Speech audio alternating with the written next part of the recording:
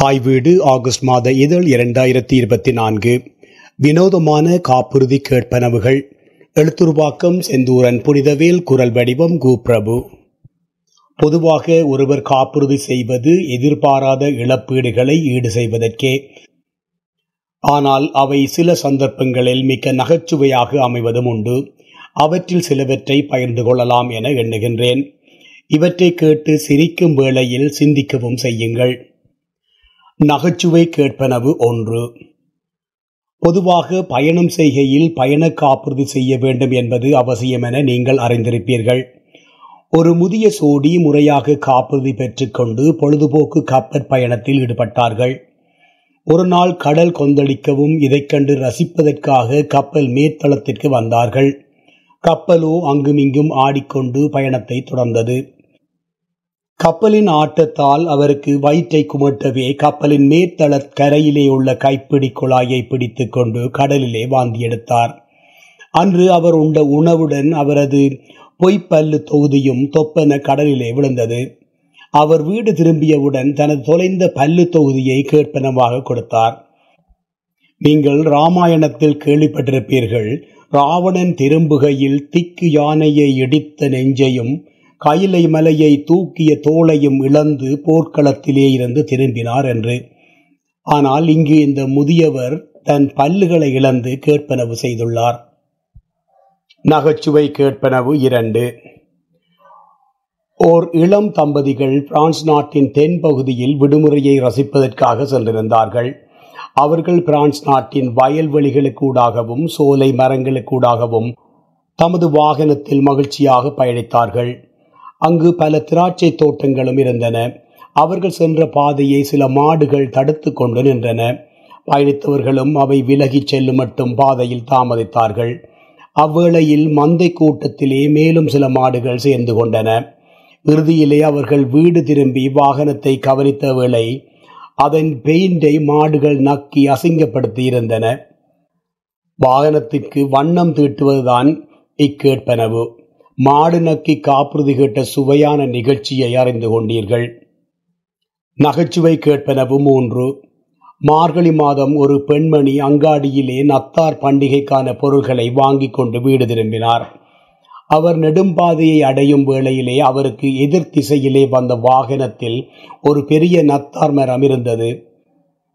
இருவரும் அருகில் வரும் வேளை மரம் அவிழ்ந்து பாதையின் குறுக்காக விழவே பெண்மணி ஓட்டிய வாகனத்தை அடித்ததுடன் பாதையிலிருந்து விலகிச் செல்ல வைத்தது.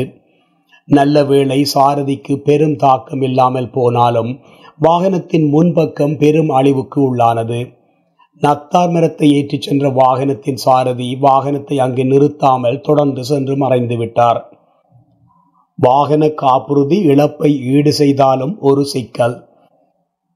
விபத்து நடந்த இடத்தில் நின்று போலீஸ் வரும் வரை காத்திராத காரணத்தால் அவர் தவறால் ஏற்பட்ட விபத்தாக கணிக்கப்பட்டதாம். அப்பெண்மணி தன் வாழ்க்கையின் மிக வினோதமான விபத்து என்று கூறுகின்றார். நிறுத்தாது வண்டியை ஓட்டிச் சென்ற சாரதி வீட்டை அடைந்த வேளை நத்தார் மரத்தை காணாமல் இது சாத்தான் செய்த சதி என்று எண்ணியிருப்பார். நகைச்சுவையான காப்புறுதி கேட்பனவு 4. இக்காப்புறுதி கேட்பனவு ஒரு தாய் தனது மகளின் பிறந்த நாளுக்கு ஓர் அழகான கேக் தயாரிப்பதில் ஆரம்பித்தது. அது முதலாவது பிறந்த நாள் ஆகையால் ஒரு பெரிய கேக் செய்து தாய் பல விருந்தினர்களை அழைத்தும் இருந்தார். அழகான பெரிய கேக்குக்கு ஐசிங் செய்து சிறப்பான கேக் செய்திருந்தார் அந்த தாய். வேலைப்பளுவிலே தனது ஐபோன் தொலைபேசியை எங்கோ தவறவிட்டார். வழமை போல் கணவர் வந்தவுடன் தன் செல்போனை அழைத்து பார்த்தார். கண்டுபிடிக்க முடியவில்லை. இந்நிலையில் ஓரிரு விருந்தினர்கள் தாங்கள் அழைத்ததாயும் ஏன் பதிலளிக்கவில்லை என்றும் கேட்டார்கள். இறுதியாக ரகசியம் மெழுகுவர்த்தியை ஏற்றி அனைவரும் ஹாப்பி பர்த்டே பார்ட்டி கேக்கை வெட்டிய போது வெளியாகியது. ஆம், செல்போன் கேக்குக்குள் வைத்து வெதுப்பகத்திலே சமைக்கப்பட்டிருந்தது. ஆனால் அத்துடன் முடியவில்லை. அப்பெண்மணி தனது வீட்டு காப்புறுதியில் கேட்பனவு செய்தார். அது மறுக்கப்பட்டது. மறக்க முடியாத பிறந்த தினமாக அத்தினம் மாறிவிட்டது. நகைச்சுவையான கேட்பனவு 5.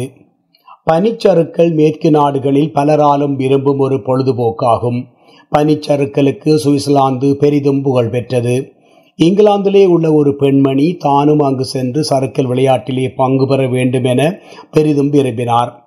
இறுதியிலே புத்தம் புதிதாக சறுக்கல் உபகரணங்களை விலைக்கு பெற்று சுவிட்சர்லாந்திற்கு பயணமானார். அங்கு செல்வதற்கு முன் பயண காப்புறுதியும் பெற்றிருந்தார்.